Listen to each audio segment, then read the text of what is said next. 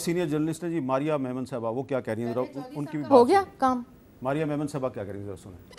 دیکھیں وہ جو کہتے ہیں نا کہ دودھ کا جلا ہوا چھاچھ بھی دیکھ دیکھ کے پھونک پھونک کے پیتا ہے، تو کچھ ایسا ہی صورتحال ہے. جو خدشہ ہے صحافی برادری کا وہ یہ ہے کہ اس طرح کا جو قانون ہے اس میں ورکرز کا سہارا لے کے بڑی ہی سخت سینسرشپ کی جو پاسبلٹی کی کلوزز ہیں اس کو سلپ ان کر دیا گیا اور ہاتھ باندھ کے بس وہ جو بھی طاقتیں ہوں گی ان کے حوالے کر دیا گیا ہے سارا معاملہ، تاکہ وہ اس قانون کا سہارا لے کے میڈیا کو کنٹرول کر سکے. سب سے بڑی جو اس میں تشویشناک بات ہے نا وہ مس انفو اور ڈس انفو کی ڈیفینیشن کے اوپر ہے. گورنمنٹ کہتی ہے کہ یہ سب نے اگری کی ہوئی ہے، لیکن سی پی این ای کہتی ہے ہم نے اگری نہیں کی، ڈسکشن ہوئی تھی لیکن کوئی فائنل اس کے اوپر ہماری اگریمنٹ نہیں ہوئی تھی. پی ایف یو جے بھی یہ کہتی ہے. اب ہمارا مسئلہ یہ ہے کہ اگر تو ہم یا کوئی بھی گروپ یا کوئی بھی صحافی اس وقت کی حکومت وقت کو پسند نہیں ہے تو اس کی طرف سے کی گئی کوئی ایسی خبر جو پسند نہ ہو یا جو فیکچولی بعد میں شاید ٹھیک نہ بھی ہو، وہ تو ہو جائے گی ڈس انفو، یعنی جان بوجھ کے پھیلائی گئی غلط خبر. اگر کوئی ایسا صحافی ہوگا جس کے ساتھ تعلقات بہتر ہوں گے یا وہ منظور نظر ہوگا تو شاید پھر اس کو مس انفو کے کھاتے میں ڈال دیا جائے. تو یہ مس انفو ڈس انفو کی اس ڈیفینیشن کے باوجود یہ طے کون کرے گا کہ کون سی مس انفارمیشن ہے کون سی ڈس انفارمیشن ہے؟ تو بڑا آرام سے آپ پک اینڈ چوز کر کے اپنے پسند کے صحافیوں کو اس کے اندر ایمبٹ میں لا کے بالکل رگڑا دے سکتے ہیں. ایک تو سب سے بڑا کنسرن یہ ہے. دوسرا یہ جی کہ موقف لینا ہوگا. بہت سارے چینلز ہیں، میر صاحب آپ کا چینل بھی ہے، آپ کو معلوم ہے جب حکومت میں تحریک انصاف تھی بوائیکاٹ تھا آپ کا، نہیں موقف ہوتا تھا. ہمارے جو اوپر مہربان ہیں ہمارا بھی بوائیکاٹ ہے. موجودہ حکومت کے کچھ وزیر آتے ہیں، بہت سے لوگ تو بات بھی نہیں کرتے، موقف نہیں دیتے. تو کیا ہم پھر وہ خبریں روک لیں؟ اس کے بارے میں تھوڑی کلیئرٹی دیں کہ پھر وہ کیا ہوگا. یعنی کہ کرپشن کی یا کوئی بھی مس اپروپریشن کی خبروں سے پہلے اگر موقف نہ لیا گیا تو کیا ہم اس کو ایئر نہیں کر سکتے ہیں؟ اور پاکستان میں تو بڑی پولرائزیشن ہے، حکومت میں آ کے ایک کے اوپر غصہ ہوتا ہے میڈیا گروپ کے اوپر تو اس کا بوائیکاٹ ہو جاتا ہے. تو پھر کیا ہوگا ایسی صورتحال کے اندر؟ تو کیا یہ ہاتھ باندھنے کی مترادف نہیں ہے؟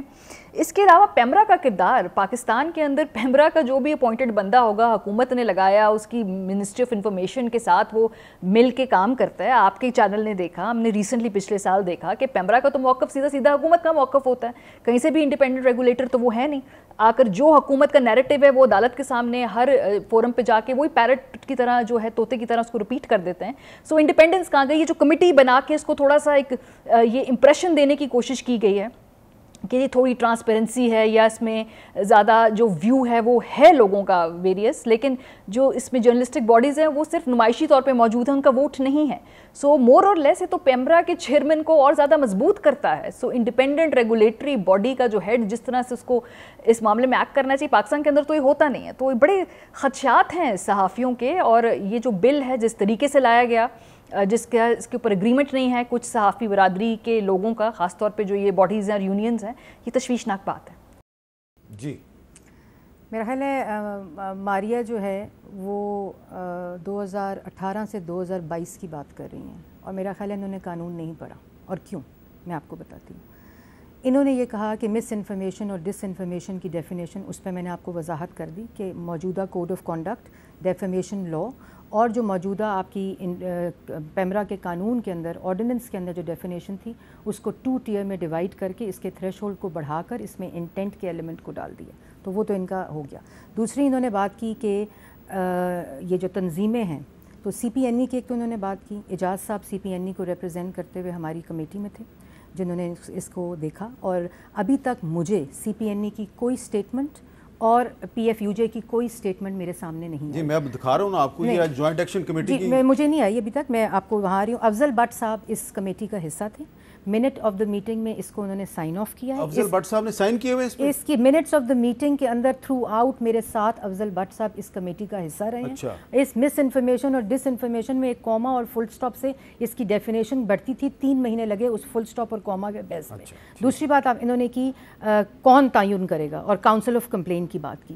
تو جو کاؤنسل آف کمپلین کے اوپر 24/11/2022 کی پٹیشن ہے، اور اس کے بعد سپریم کورٹ کی پٹیشن ہے کوڈ آف کانڈکٹ کے اوپر، جو کہ کاؤنسل آف کمپلین کو میڈیا کنٹینٹ کے اوپر دیتی ہے، اور وہ 2020 کی پٹیشن ہے. 3 اس میں کیا 3 باتیں لکھی ہوئی ہیں کہ کاؤنسل آف کمپلین جو ہے وہ کس طرح آئے گی، بنے گی، کانسٹیٹیوٹ ہوگی، اس کے اوپر ایڈ ہوگا، اور ایڈ کے بغیر اس میں کرائٹیریا ڈیفائن کر کے سپریم کورٹ کے اندر ڈا کے اب کاؤنسل آف کمپلین جو ہے وہ ایڈز کے ذریعے جاتی ہے. میں اس پہ آ رہی ہوں. جسٹس منصور علی شاہ صاحب کا جو ورڈکٹ ہے ایک فیصلہ ہے جی جی وہ کچھ اور کہتا ہے. نہیں بالکل نہیں کہتا, یہ میرے پاس ہے. جسٹس منصور علی شاہ صاحب کا فیصلہ کیا کہتا ہے وہ میں آپ کو پڑھ کے سنانا چاہتی ہوں, جو کاؤنسل آف کمپلینٹ کی. آپ آخری 3-4 لائنیں پڑھ لیں. جی میں پڑھ رہی ہوں. میں آخری یہ آپ اس کی بات کر رہے ہیں 2022-7 والے کی بات کر رہے ہیں, اس سے پہلے والے کی جب وہ ہائی کورٹ میں تھے؟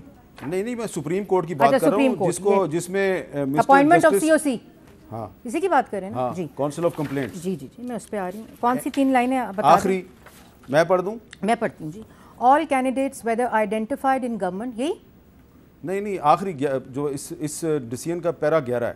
For the above reasons, for the above reasons, we are not persuaded that COC slot should not be advertised.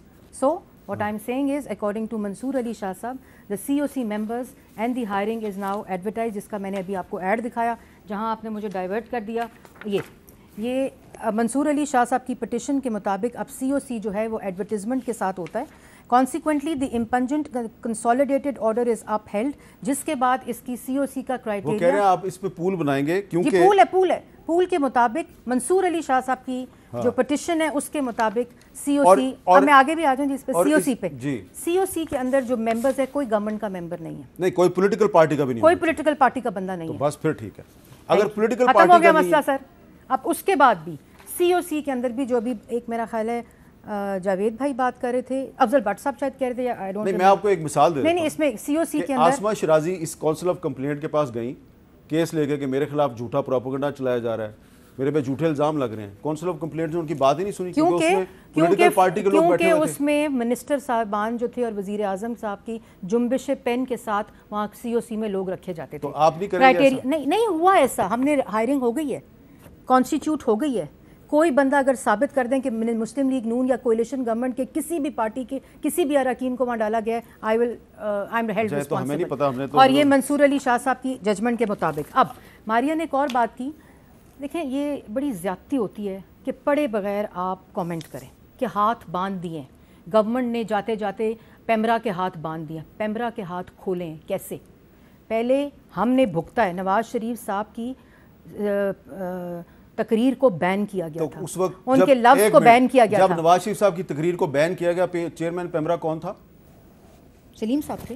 اور اس وقت کون ہے؟ قانون امپلیمنٹ ہونا ہوتا ہے نا. قانون کے مطابق نہیں حامد میر صاحب, ہوا تھا قانون کے مطابق. قانون یہ رائٹ دیتا تھا چیئرمین پیمرا کو کہ وہ یونیلیٹرل ڈیسیجن لے سکتا ہے بین کرنے کا, سسپینڈ کرنے کا اور لائسنسنگ کو کینسل کرنے کا. ہم نے کیا کیا؟ وہ سلیم بیگ صاحب نے بین کیا. جی بالکل کیا, کیونکہ قانون ان کو اجازت دیتا تھا. اب آپ آ جائیں.